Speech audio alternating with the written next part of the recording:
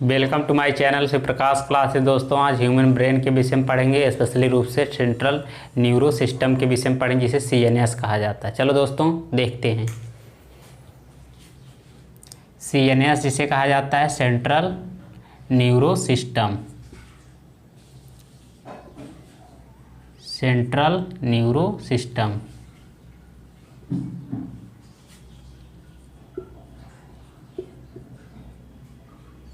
केंद्रीय तंत्रिका तंत्र इसे कहा जाता है, केंद्रीय तंत्रिका तंत्र।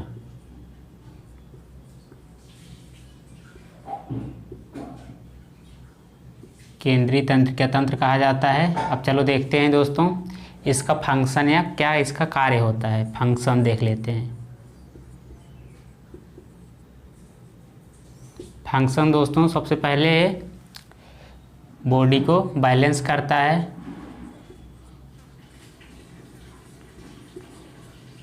बैलेंस करता है।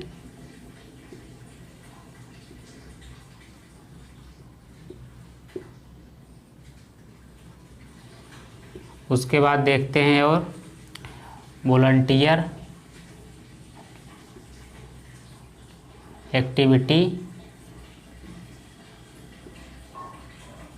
जिसे कहते हैं ऐच्छिक क्रिया।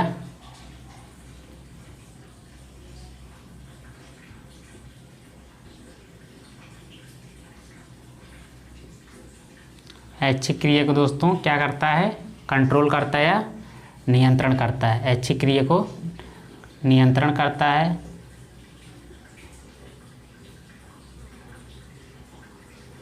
नियंत्रण करता है ऐच्छिक क्रिया को वॉलंटियर एक्टिविटी जिसे कहा जाता है। उसके बाद इनवॉलंटियर एक्टिविटी को नियंत्रित करता है, इनवॉलंटियर एक्टिविटी को कंट्रोल करता है। उसके बाद और देखते हैं इनवॉलंटियर एक्टिविटी में दोस्तों क्या क्या आता है, जैसे देख लेते हैं। इसमें श्वसन हो गया, रेस्पायरेशन,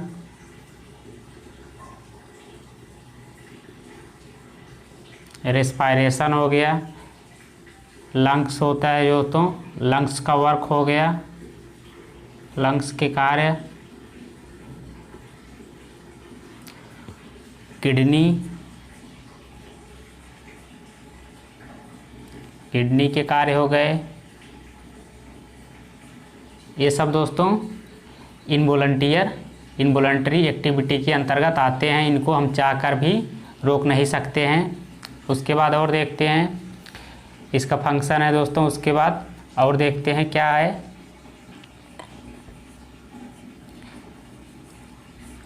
किसी व्यक्ति की या सभी व्यक्ति के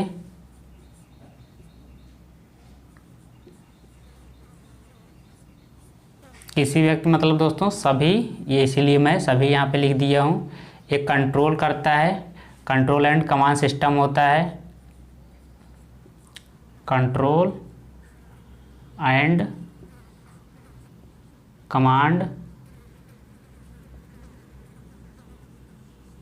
कमांड सिस्टम होता है। इसके द्वारा निर्देश भी दिया जाता है, इसके द्वारा नियंत्रण भी रखा जाता है पूरे शरीर पे। उसके बाद और देखते हैं दोस्तों,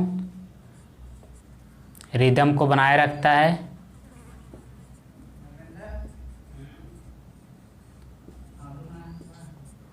मेंटेन करता है।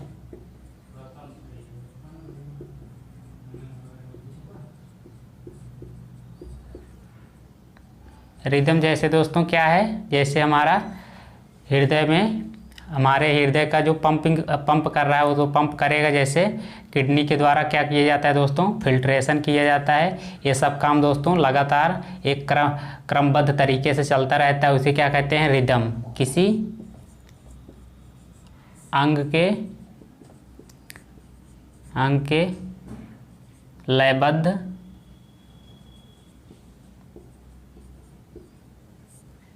कार्य को संचालित करता है। संचालित में दोस्तों उस पर कमांड भी रखेगा, उस पर कंट्रोल भी रखेगा। संचालित करता है। ये सब दोस्तों सेंट्रल न्यूरो सिस्टम के पार्ट होते हैं। ये सब सेंट्रल न्यूरो सिस्टम का ये सब फंक्शन या कार्य होता है। अब उसके बाद देखते हैं, इसी को देखते हैं दोस्तों, सेंट्रल न्यूरो सिस्टम को ही विशेष रूप से आज देख रहे हैं दोस्तों। इसका ओरिजिन कैसे हुआ है? इसकी ओरिजिन दोस्तों एक्टोडर्म से हुई है। आपसे एग्जाम पूछा जाएगा CNS या ब्रेन की उत्पत्ति किससे हुई है? एक्टोडर्म आपको आंसर बताना है। उसके बाद और देख लेते हैं कुछ मुख्य बिंदु। हमारे मस्तिष्क का वेट या कितना भार होता है? मस्तिष्क का ह्यूमन ब्रेन वेट, ये दोस्तों इसका भार होता है लगभग 1300 से 1400 ग्राम।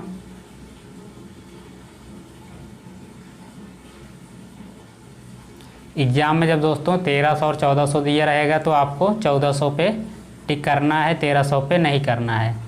अब उसके बाद और देख लेते हैं, हमारे जो ह्यूमन ब्रेन का वेट होता है पूरे शरीर का कितना होता है दोस्तों? Human brain weight 2% of total human body.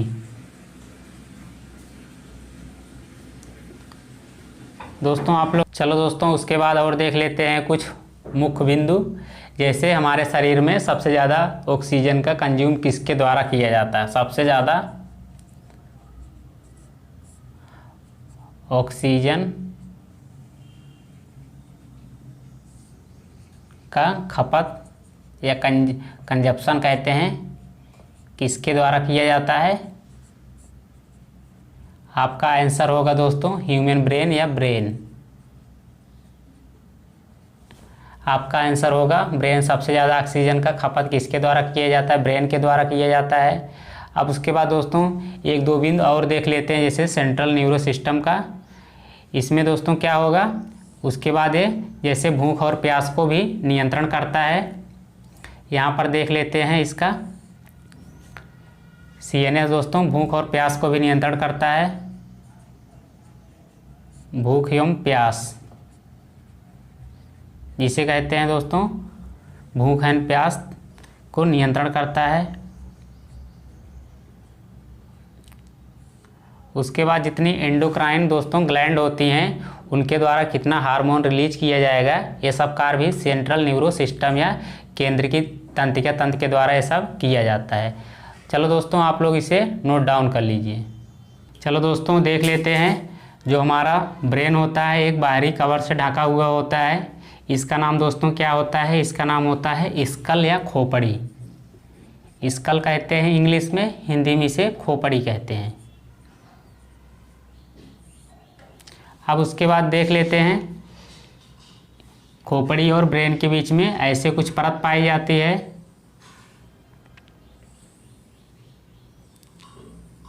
सबसे पहले इसका तीनों का स्पेसिफिक नाम है दोस्तों, कॉमन नाम है, इसे मैं बता दे रहा हूँ। उसके बाद लेयर का नाम बताऊँगा। इसका सबसे पहले नाम है दोस्तों क्रैनियल मेनिंजिस है। क्रेनियल मेनिंजिस है। उसके बाद देखते हैं, ये दोस्तों जो बाहरी परत है इसे क्या कहते हैं? इसे ड्यूरामीटर कहते हैं। ड्यूरामैटर कहा जाता है, इसे ड्यूरामैटर कहते हैं। ये जो बाहरी परत है आपसे एग्जाम में पूछा जाएगा, जो खोपड़ी से चिपकी हुई परत या बाहरी परत होती है उसे क्या कहते हैं? आपको आंसर बताना है, ड्यूरामीटर कहते हैं। उसके बाद जो इस साइड होती है नीचे की साइड में, इसे क्या कहते हैं दोस्तों? आपसे पूछा जाएगा जो ब्रेन से चिपकी हुई परत होती है या लेयर होती है, इसका क्या नाम है दोस्तों? पायामीटर। पाया मैटर। अब देखते हैं दोस्तों बीच वाली लेयर को क्या कहा जाता है, आर्केनॉइड कहा जाता है, आर्केनॉइड कहा जाता है। चलो दोस्तों जल्दी से रिवीजन कर लेते हैं। जो हमारे सिर को ढका रहता है या ब्रेन को, उसे क्या कहते हैं, कवर को स्कल कहा जाता है। स्कल के बीच में दोस्तों और ब्रेन के बीच में एक लेयर पाई जाती है, इसका नाम क्या होता है, इसका नाम होता है क्रैनियल मेनिंजिस। आपसे एग्जाम पूछा जाएगा क्रैनियल मेनिंजिस किसके बीच होता है, आपको बताना है। स्कल और ब्रेन के बीच में क्रैनियल मेनिंजिस पाया जाता है। अब दोस्तों क्रैनियल मेनिंजिस में 3 लेयर पाई जाती है। सबसे ऊपरी लेयर को कहा जाता है, परत को, ड्यूरा मैटर। उसके बाद सेकेंड लेयर को कहा जाता है आर्केनॉइड। उसके बाद दोस्तों जो ब्रेन से चिपकी हुई लेयर होती है उसे क्या कहा जाता है, पाया मीटर। अब उसके बाद देखते हैं ब्रेन के, ह्यूमन ब्रेन के दोस्तों कितने पार्ट होते हैं। ह्यूमन ब्रेन के 3 पार्ट में डिवाइड किया जाता है।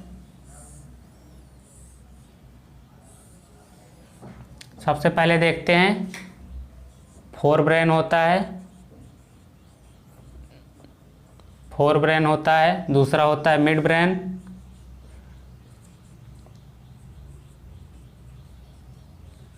तीसरे को कहते हैं दोस्तों हिंड ब्रेन, जिसे हिंदी में कहते हैं पश्च मस्तिष्क। अब उसके बाद देखते हैं इसका दोस्तों और एक नाम होता है इंग्लिश में, इसे कहते हैं प्रोसेनफ्लोन, प्रोसेनफेलोन।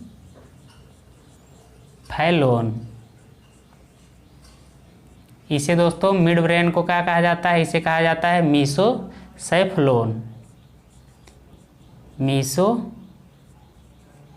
मीसेनसेफ्लोन। अब उसके बाद देखते हैं हिंड ब्रेन को या पश्च मस्तिष्क को क्या कहा जाता है, इसे कहा जाता है रोबोसेनफ्लोन,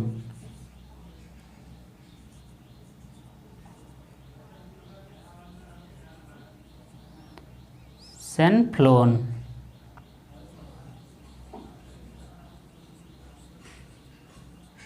रोबोसेनफ्लोन कहा जाता है। अब उसके बाद देखते हैं इन तीनों को पार्ट हो गया फोर ब्रेन के, डिवाइड करते हैं फर्दर और आगे, जिसे कहते हैं प्रमस्तिष्क, प्रमस्तिष्क कहा जाता है। इसको डिवाइड करेंगे दोस्तों, सबसे पहले आएगा सेरेब्रम,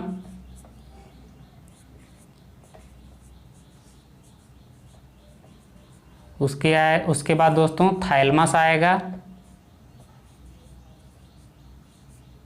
थैलेमस आएगा। उसके बाद दोस्तों हाइपोथैलेमस आएगा,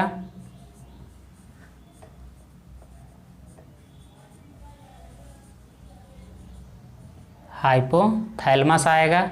अब देखते हैं दोस्तों सेरेब्रम को, सबसे पहले इसी में देख लेते हैं सेरेब्रम का क्या कार्य होता है। सेरेब्रम दोस्तों ये स्मरण शक्ति का सेंटर होता है, स्मरण शक्ति का केंद्र होता है,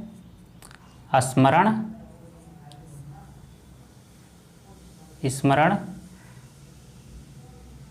शक्ति का केंद्र होता है। उसके बाद दोस्तों यहाँ से ही चेतना आती है, और उसके बाद देखते हैं जो हमारी आईक्यू होता है वो दोस्तों किसके द्वारा होता है, ये सब सेरेब्रम का ही कार्य होता है, जिसे कहते हैं बुद्धिमत्ता हिंदी में, बुद्धिमत्ता। अब देख लेते हैं दोस्तों सेरेब्रम का ही, सेरेब्रम का फिगर या चित्र कुछ इस तरह से होता है।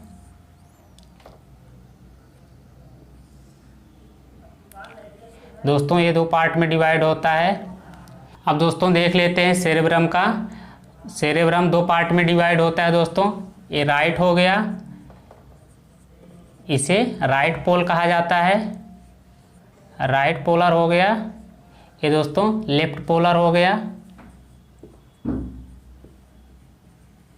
बीच में ऐसे कुछ दरार सी होती है दोस्तों, जो डिवाइड करता है दोनों को, क्लेफ्ट कहते हैं इंग्लिश में, हिंदी में इसे दरार कहा जाता है। अब उसके बीच में दोस्तों कुछ इस तरह से होता है इनके बीच में, इसको क्या कहा जाता है दोस्तों, इसे ट्रैक ऑफ फाइबर कहा जाता है, ट्रैक ऑफ फाइबर कहा जाता है।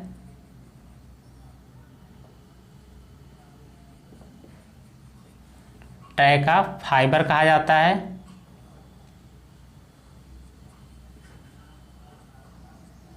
ये दोस्तों ट्रैक ऑफ फाइबर हो गया, इसे कहते हैं, जो ये हो गया दोस्तों, इसे पूरा स्पेसिफिक नाम इसे दिया जाता है, इसे कहते हैं कॉर्पस कैल्शियम,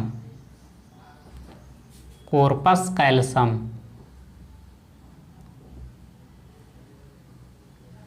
आपसे एग्जाम में पूछा जाएगा हमारे जो दोस्तों होता है सेरेब्रम में कितने पार्ट होते हैं, आपको बताना है। 2 पार्ट होते हैं, राइट पोलर हो गया एक, लेफ्ट पोलर हो गया। इनके बीच में दरार होती है दोस्तों, उसके बाद इनके ऊपर फाइबर्स है, ये दोनों जुड़े भी होते हैं। इनको क्या कहा जाता है, ट्रैक ऑफ फाइबर। इसका स्पेसिफिक नाम होता है कॉर्पस कैल्शियम। दोस्तों आप लोग इसे नोट डाउन कर लीजिए। चलो दोस्तों देख लेते हैं, एक फ्लूइड पाया जाता है हमारे ह्यूमन ब्रेन में, इसका क्या नाम होता है दोस्तों, सेरेब्रो स्पाइनल फ्लूइड।